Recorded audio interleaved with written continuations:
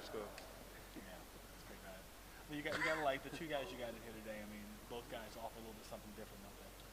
Yeah, I mean, Perry is a guy who's, you have to see it in person to realize how good of an athlete he is. He can put the ball down, he can shoot it a little bit, really quick. And Jared is a guy who can shoot it pretty sound, more deliberate in his approach to posting up the ball.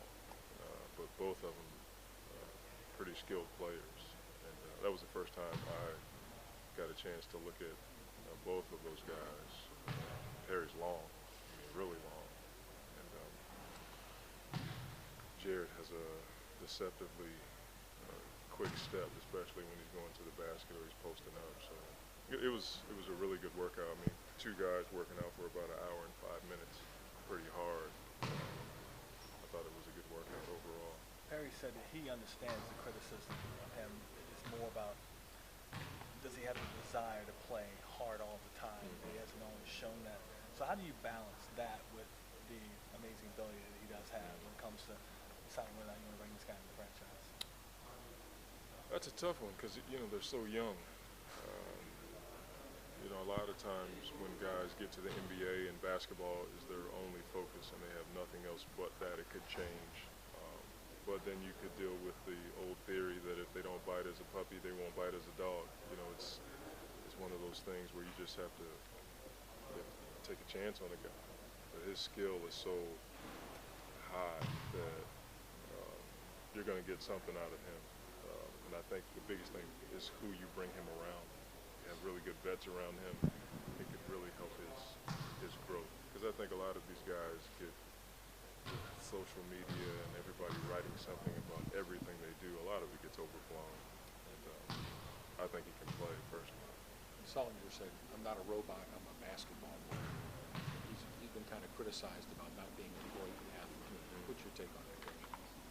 You know, you've seen it done before. A lot of guys who aren't great athletes can just get it done. Zach Randolph is somebody I know personally who's a guy who's not a great athlete, couldn't jump over a peach seed, but he can get it done on a night in and night out basis. And I think that's where the youth starts to come into play. You know, you take a 22-year-old guy coming out of college and you criticize him, and he's like, so what? This is my game. You get some of these 18 and 19-year-old guys, you start to criticize them, and they start lashing out and responding, as opposed to just going on the floor and showing people. So sooner or later, he's going to be able to show everybody what he can do, and then he'll be dealing with something else, some more criticism.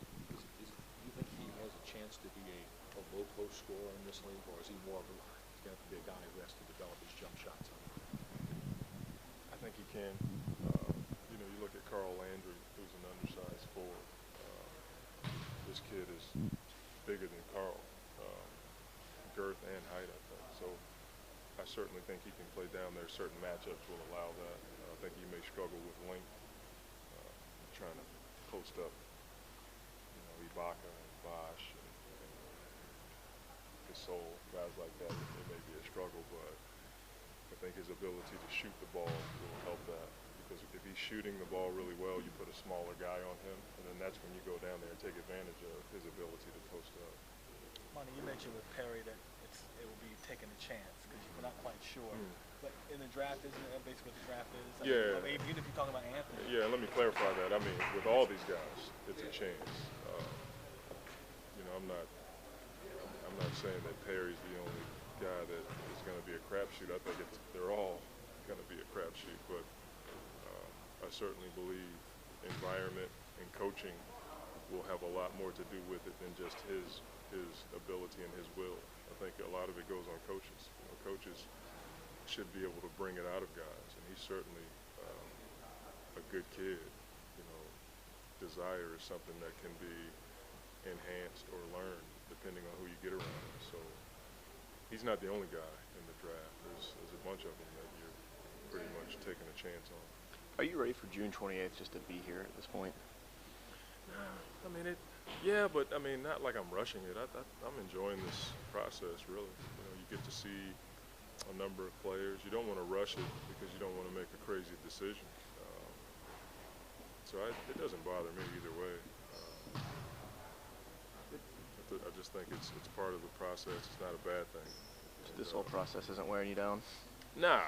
I just, anytime I have to be around you guys, Is that wearing you down? Is it more enjoyable when you have the #1 overall pick? yeah, it is for sure. I think that process has been pretty cool. Like I said, it's good for everybody. You guys, the city, the state, and it's definitely good for our team. So I'm really enjoying that process.